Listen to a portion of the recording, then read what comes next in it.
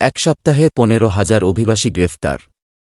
হজযাত্রীদের জন্য নতুন নিয়ম, থাকা যাবে না মক্কার আশপাশে। বিস্তারিত জানতে ভিডিওটি শেষ পর্যন্ত দেখুন।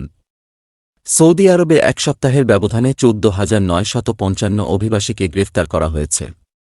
আবাসন, শ্রম ও সীমান্ত নিরাপত্তা বিষয়ক আইন লঙ্ঘনের দায়ে তাদের গ্রেফতার করে দেশটির আইনশৃঙ্খলা রক্ষাকারী বাহিনী। সংবাদমাধ্যম গালফ নিউজ জানিয়েছে, গত ২২ ফেব্রুয়ারি থেকে এক সপ্তাহে চালানো অভিযানে ১৪,৯৫৫ অভিবাসীকে গ্রেফতার করা হয়েছে। তাদের বিরুদ্ধে আবাসন, শ্রম এবং নিরাপত্তা আইন লঙ্ঘনের অভিযোগ আনা হয়েছে। প্রতিবেদনে বলা হয়, এদের মধ্যে আবাসন আইন লঙ্ঘনের দায়ে ৯,০৮০ জন, সীমান্ত নিরাপত্তা বিষয়ক আইনে ৩,০৮৮ জন, শ্রম আইন লঙ্ঘনের দায়ে ২,৭৮৭ জনকে গ্রেফতার করা হয়েছে। এছাড়া অবৈধভাবে প্রবেশের দায়ে ৮৪৯ জনকে গ্রেফতার করা হয়। গালফ নিউজ জানিয়েছে, গ্রেফতারদের বেশিরভাগই ইয়েমেন ও ইথিওপিয়ার নাগরিক। অভিযানে অবৈধ উপায়ে দেশ ছাড়ার চেষ্টার অভিযোগে আরও ৯৯ জনকে গ্রেফতার করা হয়েছে। সৌদি আরবের স্বরাষ্ট্র মন্ত্রণালয় জানিয়েছে, অভিযান চলাকালে আবাসন, সীমান্ত এবং কাজের বিধিবিধান লঙ্ঘনকারীদের পরিবহন, আশ্রয় এবং নিযোগে জড়িত থাকার দায়ে ৬ জনকে গ্রেফতার করা হয়েছে। বর্তমানে দেশটিতে গ্রেফতার ৫৭,৭৮৭ জনের বিরুদ্ধে আইনি প্রক্রিয়া অব্যাহত রয়েছে। এছাড়া তাদের উৎস দেশে পাঠানো প্রক্রিয়া চলছে। মন্ত্রণালয় আরও জানিয়েছে, দেশটিতে থেকে ৫২,৪০১ জনকে দেশে ফেরাতে প্রয়োজনীয় নথি সংগ্রহের জন্য তাদের কূটনৈতিক মিশনে যোগাযোগের জন্য নির্দেশ দেওয়া হয়েছে। এছাড়া ১০,২৫৬ জনকে দেশে ফেরত পাঠানো হয়েছে। আরও ১,৭৬৩ জনকে ফেরত পাঠাতে নথিপত্র চূড়ান্ত করার কাজ প্রক্রিয়াধীন রয়েছে বলেও জানিয়েছে মন্ত্রণালয়। বিশ্বের বিভিন্ন দেশের লাখ লাখ অভিবাসী শ্রমিক দেশটিতে কর্মরত রয়েছেন।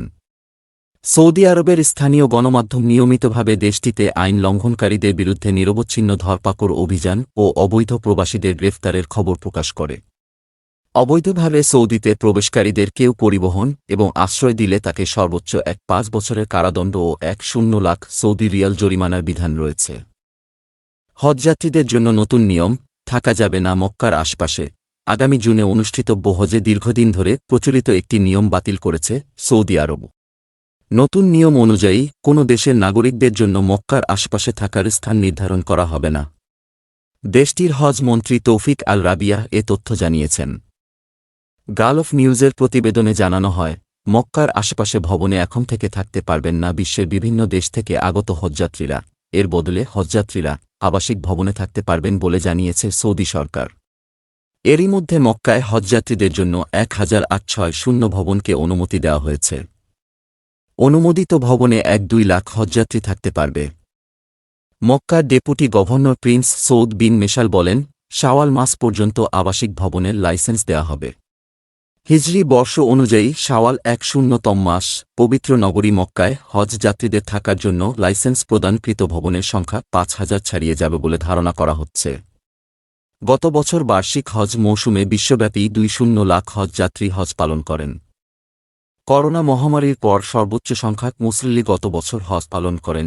এদিকে এবছরের হজ যাত্রীদের জন্য ভিসা প্রদান শুক্রবার ১ মার্চ থেকে শুরু হয়েছে, যা আগামী ২০ শাওয়াল পর্যন্ত ২-৯ এপ্রিল চলবে। চলতি বছরের ৯ মে থেকে বিশ্বের বিভিন্ন দেশ থেকে হজে যাবেন হজযাত্রীরা।